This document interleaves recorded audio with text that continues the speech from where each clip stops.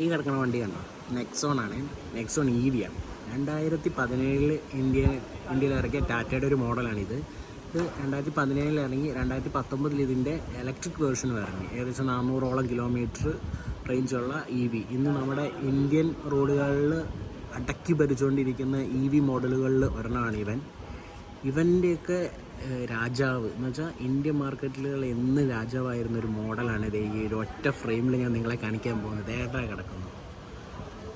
1958 first ambassador ഇറങ്ങിയത്. ഹിന്ദുസ്ഥാൻ മോട്ടോഴ്സിൻ്റെ കീഴിലായിരുന്നു ambassador ആദ്യമായിട്ട് ഇറങ്ങിയത്. ഇന്ത്യയിൽ 2002 വരെ ഇന്ത്യയിലെ പ്രധാനമന്ത്രിമാരുടെയും വരെ ഔദ്യോഗിക വാഹനങ്ങളിൽ ഒരെണ്ണമായിരുന്നു ഈ അംബാസിഡർ. 2002 ഇവൻ്റെ പ്രൊഡക്ഷൻ നിർത്തി. 2006 ഒക്കെ ആയപ്പോൾ ഇവൻ്റെ പ്രൊഡക്ഷൻ മുഴുവനായിട്ട് നിർത്തി. ഇന്നും ഇതിനെ പൊന്നുപോലെ സൂക്ഷിക്കുന്ന ഒരുപാട് പേരുണ്ട്. എന്തായാലും 2 വമ്പന്മാർ.